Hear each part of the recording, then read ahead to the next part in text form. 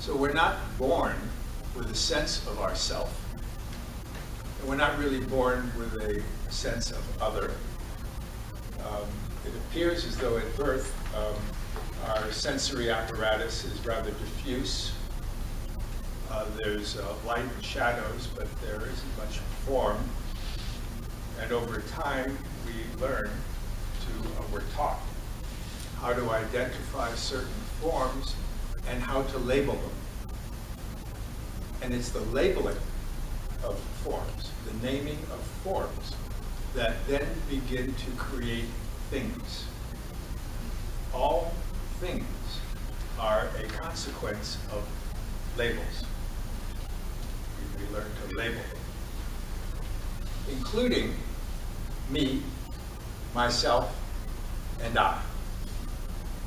Those constructs aren't intrinsic at birth.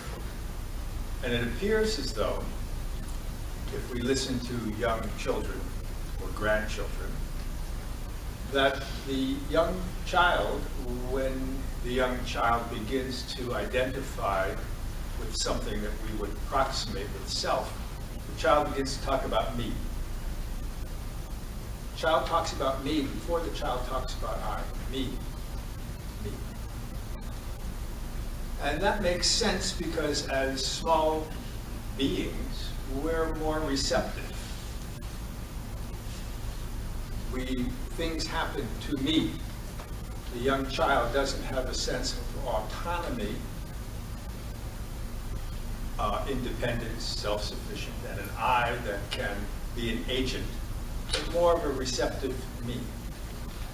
And then the child learns about an I that is the agent, that has a sense of responsibility. And so our sense of I and me is learned. That's not such a terrible thing. Sometimes we do terrible things with that. So what happens is that we then develop a sense of I and me and mine. The small child, being very small compared to the vastness of its surroundings, has a need to expand itself and to feel like it has a foothold on reality, so it isn't so vulnerable. So it begins to take possession. My toy, my room.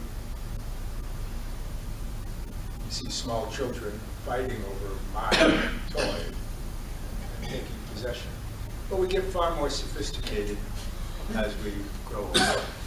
And then we take possession of my thought, my feeling, my opinion, my attitude, my judgment, my belief.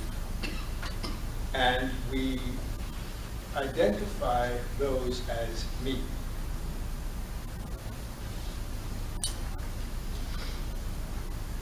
It's useful to begin to recognize when we're having an opinion,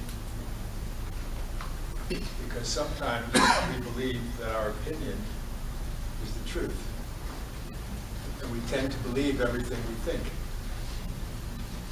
And if we can be lighthearted with ourselves and recognize opinions as opinions, attitudes as attitudes, beliefs as beliefs, then we don't have to cling so desperately or fight so strongly about the truth of any passing thought, feeling, attitude, or belief.